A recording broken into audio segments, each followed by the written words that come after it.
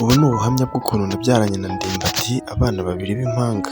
Yitwa Firdaus, iwabo ni mu Majyepfo mu karere ka Nyaruguru. Yagize ati naje i Kigali mfite imyaka 17. Natangiye nkora akazi ko mu rugo ahantu i Kigali, mbona biranze. Iwacu turi abasilamu kuko nanjye ndi umusilamu. Sinigeze nywa inzoga kuko ntabwo nywa inzoga.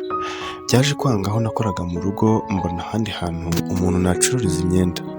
Yaranjyanye njyayo kubayo nanamucururiza imyenda. Kuva na kera ibintu byo gukina filime narabikundaga cyane. Igipangu twabagamo habagamo umuhungu witwa Valence w'umukameramani. Uwo muhungu twabanaga mu gipangu, akaba ari we wakameraga cyangwa wafotoraga abandi Ndimbati ubwo babaga bari acting cyangwa se bakina filime. Igihe kimwe naje kumubwira nti uzamfashe unshakira akazi ko gukina filime, ndabikunda kandi ndabishoboye.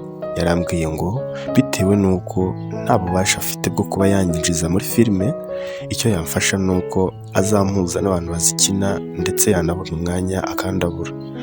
Narabyishimiye cyane maze ndategereza. Umunsi umwe uyu mugabo witwa Mustafa cyangwa se uzwi gukina filime nka Ndimbati ndetse akaba azwi no gukina filime muri Papa Sava n'ahandi, yaje kumureba ngo bajye gufotora cyangwa gukamera. Ndamubwira nti wow, ndagukunda kandi ndagukurikirana cyane, uri umufana. Ndi umufana wawe kandi ibyo ukora turabikunda. Yarambwiye ngo ni byiza ko ibyo nkora bikundwa n'abana, ni byiza cyane. Naramubwiye nti gusa hari ikintu kimwe nshaka, nzi gukina filime kandi ndabikunda cyane. Yarambwiye ngo okay, ndabona uri umwana mwiza, usa neza, nta kibazo, nzareba uko mbigenza. Yarambwiye ngo nimuhe nimero zanjye, ndazimuha, nawe ampiziwe, arambwira ngo azampamagara. Byarakomeje. Ubwo akazi nakoraga ko gucuruza imyenda narakomeje nagakora. Umunsi umwe rero ngiye ku isoko mbanza kujya gusari, hanyuma mbere y'uko njya gusari ndamuhamagara ndamubaza. Arambwira ngo nimbe nihanganye, yagiye gukora ikiganiro ku Isango Star, ntago ahari, turavugana nasohoka. Narihanganye ndategereza. Hanyuma mu kuza gutegereza naje kujya gusari, we asohoka ndi gusari. Yarampamagaye, biba ngombwa ko ntari bufate telefone bitewe nuko nari mpuze. Hanyuma yongeye kumpamagara nditaba. Arambwira ngo yambuze arigendeye. Ndamubwira nta kibazo. Arambwira ati ariko wandangira ahantu uri nkafata imodoka nkaza kugufata. Ndahamurangira, arambwira ngo nimbe mpagaze araje. Ndahagarara ndamurindira. Yarambwiye ngo amfitiye amakuru meza, arakanya mbone ko gukina filime, ubwo ngo nimurindire nze tubanze tuvugane. Narahagaze ndamutegereza, mbona aratinze, nshaka kwigendera, ariko biranga, aza kumpamagara ambwira ko agiye kushikaho. Noneho ubwo byaje gukomeza, yaraje ari mu modoka ari kumwe n'undi mugabo. Aramubwira ngo reka banza mudepoze iwe then agaruka kumfata. Narakomeje ndamutegereza. Yadepoje imodoka, aragenda amugezaho ajya. Yagarutse kundeba, yaraje arakingura ndinjira, ambwira yuko hari akanya mboneye ko gukina filime kandi ari akanya keza cyane. Yambwiye ko yansabye yuko twafata akanya k'ahantu tukabanza tukaganira. Tugenda ambwira ukuntu ndi umukobwa mwiza, ukuntu nsa neza, agenda nkoraho ambwira utuntu twinshi cyane. Arambwira ngo nabahe basore bantereta, ibintu byinshi cyane.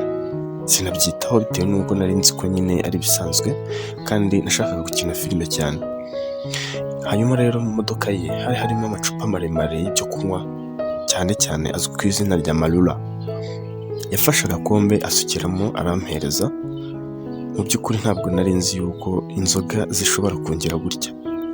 Kuva na kera n'ahantu nabaga no mu gipangu nakodeshagamo cyangwa aho nabaye hose, ntabwo nigeze nk'inzoga.